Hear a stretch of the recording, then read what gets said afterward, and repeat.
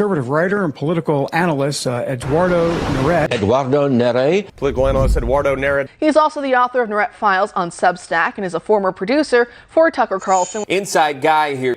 You're one of our show favorites. We're joined now by Eduardo Neret. Eduardo Neret. Eduardo Neret. Well, these people are delusional. Look, you should never accept definitions offered by liberals at face value. They often use terms that reflect the opposite of what is true. America has the best education system in the world. We have the best universities. We were the world's leading superpower before the H-1B visa existed. And so it doesn't make sense to me that, oh my gosh, without the H-1B visa, America is going to lag behind. The Democrats in the media going on and on and on about this is a national security breach. This is a failure in national security. This is threatening the safety of our country.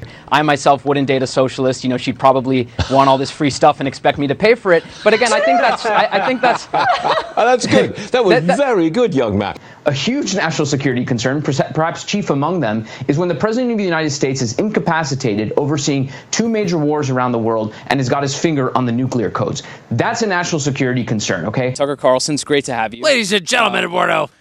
How involved have you been with the transition? Like, how often do you talk to Trump? So, Senator Cruz, my first question is for you. How has the show evolved since then, now that it's moved into a show about general political commentary? With this victory on the Colorado case, but many cases still looming ahead of the election, how would you advise him to navigate this politically? Other companies are probably going to do the same. So talk to us a little bit about what your thoughts are. Well, I mean, thank you, Donald Trump. I mean, I think the most plausible theory is that they're running tests, they say for this dirty bomb thing, or they want to gauge the public's reaction if drones were needed for some serious reason in the future. We've seen violence in reaction to conservative speakers coming to campus or speakers who some students deem as offensive. I hope students will push back, even in the classroom. What, in terms of policy, what's the best decision the administration's made, you think? I mean, if you could name number one. Sure. I mean, the number one is still Justice Gorsuch. The giant exercise in gaslighting the American people at the DNC continued last night. Thank God the event's almost over. Meanwhile, Politico is reporting that, quote, Obama has hardly been seen in public this year, but he played a behind-the-scenes role in shepherding the transition from Biden to Harris this summer. They won't go through and explain why they think Tulsi's view on XYZ issue is incorrect. Instead, they smear, they lie, they misrepresent what her views are. Who lies about that? Who goes around saying, oh, my wife and I needed IVF to have children when it's completely and totally false? Who does that? Why would it be necessary to lie about such a thing? Why should you, Mahmoud Khalil, and others like you be allowed to come into our country because of our generosity from your dumpy third world countries where people have no rights whatsoever? Why should we allow you to then turn around and lecture us? As the Daily Wire's Matt Walsh pointed out on X, there would have been a nuclear meltdown if Donald Trump had similarly talked about a, quote, black guy taco, for example. Yes, we have been a welcoming country that has allowed others to participate in our storied history, but it is our inherent right to determine who should and who shouldn't become an American. Hi, I'm Eduardo Neret with Fox News Tonight. Race is increasingly becoming a factor in hiring, college admissions, and even commencement, where students are divided based on their skin color.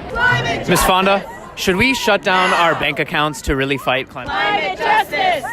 Should race be a factor in hiring or college admissions? It should.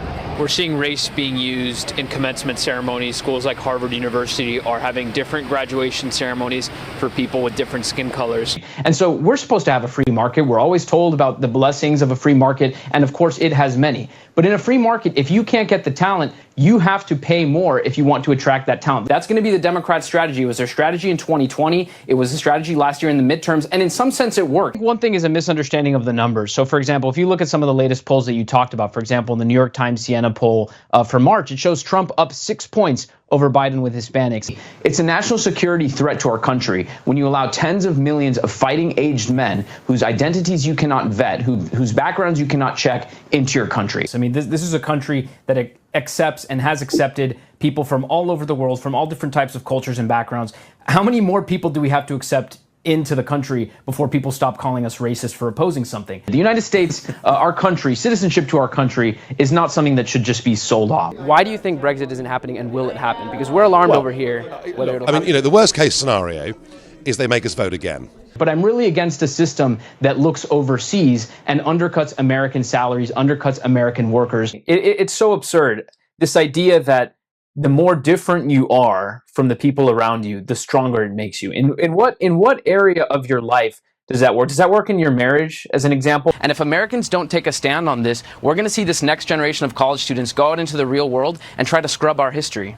Betrayal is one of the worst things that any of us will ever go through or experience in life. We will experience it, unfortunately, most people from those very close to them, and that's why it's so painful. These students hear that without understanding what those policies mean, and they say, I want in on that. I want some of that free stuff. This notion that, Hispanics would never support a socialist because you look at countries like Venezuela, Cuba, and Nicaragua, and those were socialist countries that a lot of people fled, right? We cover a lot of stories where professors are out on the record telling students President Trump is like Hitler, President Trump is a Nazi. One of the things the Trump administration did the day after he took the oath of office the second time, a couple of weeks ago, is he directed the Department of Homeland Security under the Immigration and Nationality Act to expand the definition of migrants who would be eligible for expedited removal. The 2022 midterms in some states, Hispanics in upwards of 70% said that they wanted to vote for a candidate who was going to protect abortion rights. Tucker, I've kept you longer than I think you have. Eduardo, I love seeing you. Thank you. Thanks so much for this.